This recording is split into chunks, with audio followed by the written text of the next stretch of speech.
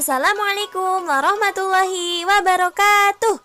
Hai teman-teman, apa kabarnya hari ini? Sehat-sehat ya, jangan sakit-sakit. Teman-teman, alhamdulillahirrabbilalamin, hari ini kita bisa berjumpa lagi tentunya di Teh Riri Bercerita episode kedua. Nah, hari ini Teteh ingin mengajak teman-teman untuk mengenal kisah-kisah yang sangat inspiratif. Jangan lupa sebelum mendengarkan kisah ini, Teteh ingin mengajak teman-teman untuk subscribe ya channel Teteh dengan cara klik tombol subscribe di bawah dan pencet tombol like apabila teman-teman suka dengan channelnya Teteh. Nah, hari ini Teteh ingin mengajak teman-teman untuk mengenal binatang-binatang yang akan masuk surga. Nah, ini Teteh mengambil dari buku dengan judul 61 Kisah Bijak Hewan yang Terpilih karya Muhammad Abdurrahim. Nah, teman-teman semua pasti sudah tahu kan, ada banyak jenis hewan yang Allah ciptakan di muka bumi ini. Mulai dari hewan yang ada di daratan, hewan yang ada di lautan, mulai dari hewan yang memiliki 4 kaki, 2 kaki, memiliki sayap dan sebagainya. Dan juga Allah menciptakan hewan-hewan yang diberikan anugerah yang istimewa, yaitu hewan-hewan yang akan masuk ke dalam surganya Allah Subhanahu wa ta'ala.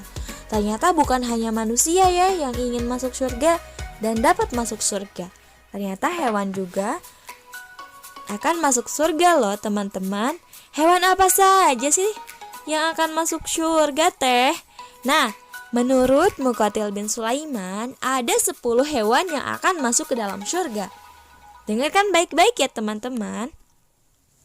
Hewan-hewan ini mendapatkan hak spesial istimewa dari Allah Subhanahu wa ta'ala dikarenakan beberapa hal. Salah satu diantaranya yaitu karena hewan-hewan ini terdapat dalam kisahnya.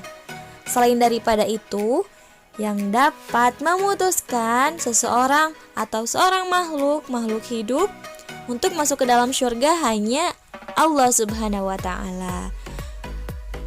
Baiklah, kita mulai ya ke hewan yang pertama. Hewan yang pertama adalah unta betina yang terdapat pada kisah Nabi Soleh alaihi salam. Sudah tahu kan? Sudah baca kisah Nabi Soleh? Pasti pada tahu, pasti pada kenal ada hewan unta betina di sana. Baiklah, yang kedua yaitu ada anak sapi pada kisah Nabi Ibrahim alaihi salam.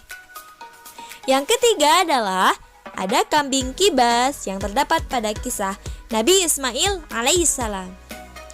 Yang keempat, teman-teman, ada sapi yang terdapat pada kisah Nabi Musa alaihissalam.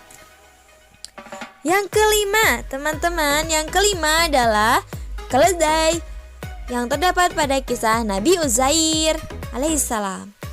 Yang keenam adalah ada semut yang terdapat pada kisah Nabi Sulaiman alaihissalam. Nabi Sulaiman alaihissalam. Nah, kalian semua pasti sudah tahu kan bahwa Nabi Sulaiman adalah salah satu di antara para nabi yang mendapat mukjizat, diberikan karunia untuk dapat berbicara atau mengerti bahasa hewan ya teman-teman. Kita sudah sampai ke hewan keenam yaitu semut. Nah, selanjutnya adalah hewan yang ke-7 teman-teman. Hewan yang ke-7 adalah ikan paus yang terdapat pada kisah Nabi Yunus alaihissalam. Nah, selain ikan paus, banyak juga teman-teman yang mengenal dengan istilah ikan nun ya. Masya Allah. Yang ke-8 adalah masih dari kisah Nabi Sulaiman alaihissalam, yaitu burung hudhud. Teman-teman pasti sudah tahu kan, burung hudhud ini burung yang ada pada kisah Nabi Sulaiman alaihissalam. Nah, selanjutnya yang ke-9 ada apa aja lagi sih teh? Yang ke-9 ada anjingnya yang terdapat pada kisah Ashabul Kahfi, yaitu para penghuni gua yang ditidurkan dan dibangkitkan kembali pada zaman yang lain. Nah, yang ke-10 yang terakhir terdapat pada kisah Rasulullah Shallallahu Alaihi Wasallam, Nabi panutan kita, Nabi Muhammad Sallallahu Alaihi Wasallam, yaitu ada unta betina yang terdapat pada kisah Nabi Muhammad Sallallahu Alaihi Wasallam. Nah, teman-teman sudah tahu kan ke-10 hewan-hewan yang akan masuk ke dalam surga. Masya Allah, Maha besar Allah yang memberikan hal-hal istimewa sekalipun pada hewan. Nah, teman-teman, hewan saja sama Allah Subhanahu wa Ta'ala diberikan kesempatan untuk masuk surga. Apalagi kita sebagai manusia dan juga sebagai hamba Allah, sudah sepatutnya kita berdoa untuk dapat masuk ke dalam surganya. Apa sih cara kita agar masuk ke dalam surganya? Yaitu kita harus menjadi orang yang bertakwa. Kita taat terhadap perintah-perintah Allah dan menjauhi larangan-larangannya. Apa sih salah satu perintah Allah? Yaitu sholat. Sholat adalah kewajiban setiap umat manusia, tidak terkecuali. Nah, itu sholat itu akan menjadi salah satu hal yang pertama yang akan dihisab sebelum amalan-amalan yang lain, teman-teman.